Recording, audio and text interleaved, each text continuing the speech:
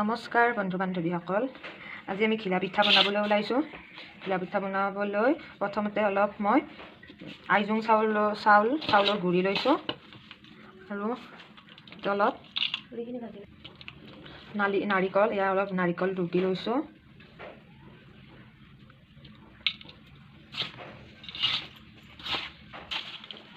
নাৰিকল আৰু গুড়াখিনি মই ভালদৰে এনেকৈ হাতেৰে ইয়াতে নাৰিকল আৰু গুড়াখিনি এনেদৰে মিক্স কৰি অলপ হোৱাৰ পিছত ইয়াতে মই অলপমান দেখিছে আপোনালোকে, এইখিনি অলপ নিমখ দিলোঁ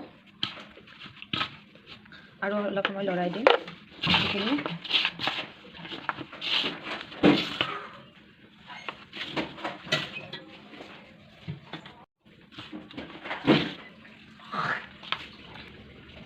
অলপমান বেকিং পাউডাৰ লৈছোঁ, অলপ দিব, আপোনালোকে গম পাব কিমান দিব লাগে বস্তু হিচাপে।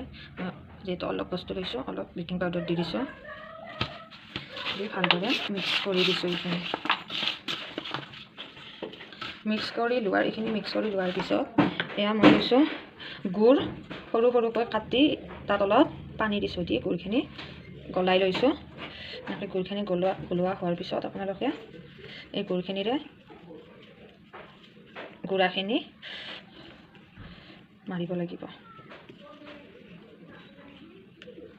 এয়া গুড়খিনি এনেকুৱা হৈছে। এতিয়া আমি গুড়াত অলপ অলপকৈ যিমান লাগে আন্দাজমতে দি দিম। দি এইখিনি মই সানি ল'ম। তেনেকুৱাকৈ সানিব লাগিব।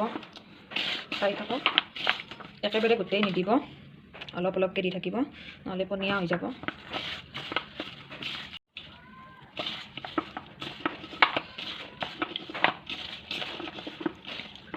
দেখিছে আপোনালোকে, এইখিনি এনেকুৱা লাড়ু টাইপৰ হ'ব লাগিব। মই আৰু অলপ দি দিছোঁ গুড়।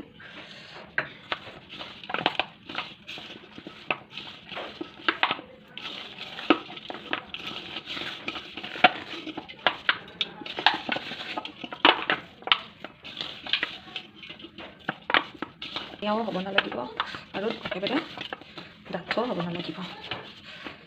ডাঠ হ'লে আপোনালোকে লাড়ু বনাব নোৱাৰিব। ইয়াৰে লাড়ু বনাব লাগিব সৰু সৰু, কেনেকুৱা বনাব লাগে মই দেখাই দিম। পনীয়া হ'লেও বনাব নোৱাৰিব। তেনেকৈ আটা মৰাৰ দৰে অলপ এনেকৈ মাৰিব।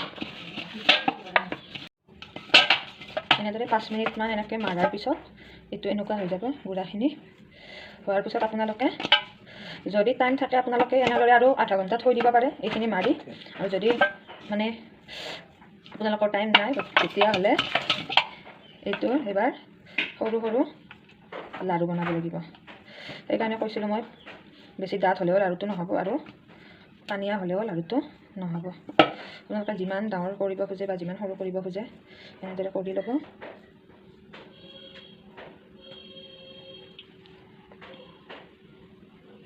এনেকুৱা গোল কৰি লৈ হাতখনেৰে এনেকৈ হেঁচি দিব, দিলে এনেকুৱা হৈ যাব।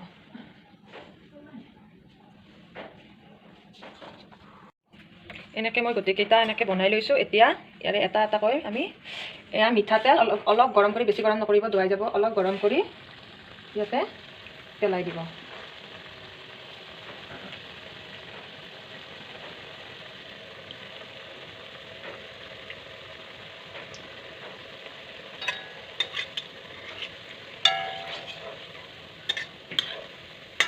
এনেদৰে দিয়াৰ পিছত আপোনালোকে দেখিছে কেনেদৰে অলপ এটা ফাল ৰংচোৱা হোৱাৰ পিছত আমি ওলটাই দিছোঁ, নহ'লে সেইটো ফাল ধোৱাই যাব।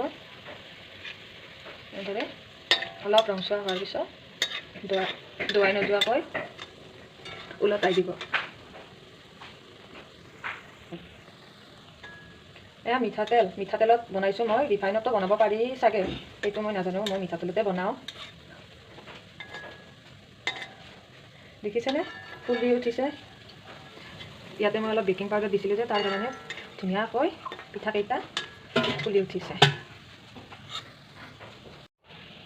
এনেদৰে ভালকৈ ৰংচোৱা হোৱালৈকে ওলটাই পালটা কৰি পিঠাকেইটা থাকিলে হ'ল। ভালদৰে যেতিয়া ভজা যাব তেতিয়া আমি এইকেইটা নমাই দিম। আপোনালোকে দেখিছে কেনেকুৱা হৈছে ৰংটো, আৰু ইয়াতকৈ অলপ বেছি ৰংটো বেছি হ'লে আমি এইকেইটা নমাই দিম।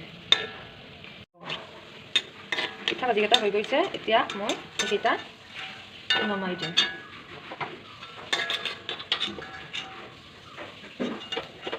ইমান ধুনীয়া নাৰিকলৰ গোন্ধ ওলাইছে। নাৰিকল দিছিলোঁ যে ইয়াত, মই আগতে আৰু কেইটামান এনেদৰে ভাজি থৈছিলোঁ।